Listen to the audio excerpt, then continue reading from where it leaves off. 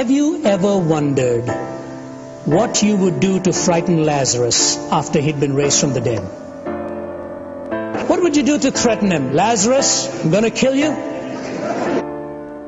Caligula said, I'm going to kill you. He says, ha ha ha. And he says, stop ha-ha-haing, I'm going to kill you as I'm killing all the Christians. He doubles over in uncontrollable laughter, comes up for air and says, Caligula, haven't you heard? Death is dead. Death is dead. How do you frighten somebody who's already been there and knows the one who's going to let him out?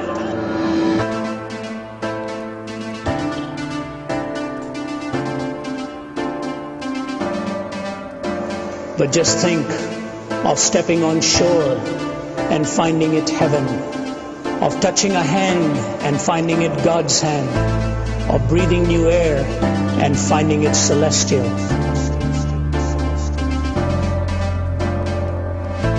Of waking up in glory and finding it home.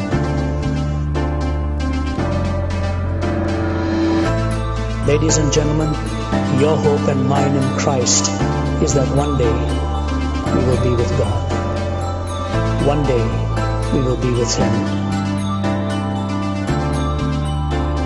We look back upon history and what do we see? Empires rising and falling, revolutions and counter-revolutions, wealth accumulated and wealth dispersed. Shakespeare has spoken of the rise and fall of great ones that ebb and flow with the moon. I've heard a crazed, cracked Austrian announce to the world the establishment of a German Reich that would last 1,000 years. I've seen an Italian clown saying he was going to stop and restart the calendar with his own ascension to power. I have seen America more wealthier and in terms of military weaponry more powerful than the rest of the world put together, so that had the American people so desired, they could have outdone a Caesar or an Alexander in the range and scale of their conquest. Hitler and Mussolini dead, remembered only in infamy.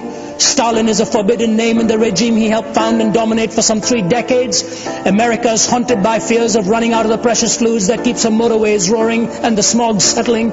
All in one lifetime, all in one lifetime, all gone with the wind. Behind the debris of the fallings of our solemn supermen and imperial diplomatists lies the gigantic figure of one person, because of whom, by whom, in whom, and through whom mankind may still survive, the person of Jesus Christ.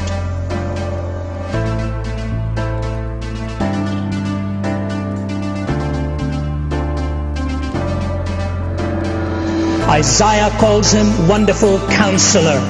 Peter looks at him and says, you are the Christ, the Son of the living God. The Apostle Paul, Saul at that time in Acts chapter 9 says, what shall you have me to do, Lord? Thomas raised his hand and touched his side and said, Thee, my Lord and my God, ho kuriosmu, ho theosmu, the Lord of me, the God of me. When Pilate looked at him and said, Art thou the Christ? He says, you have said it. When the priest looked at him and said, Are you the Son of God? He says, you're right in stating that I am the Son of God. And in John chapter 14 he says, in my Father's house are many mansions. If it were not so, I would have told you. I go to prepare a place for you, that where I am you may be also. Lord, where are you going? If we don't know where you're going, how can we find the way? I am the way, I am the truth, I am the life. No man comes unto the Father except through me. Show us the Father, Lord. If you've seen me, you've seen the Father. Philip, have you been with me so long and you don't know that when you've seen me, you've seen the Father? I and my Father are one. And he who believes in me, greater things than these shall he do.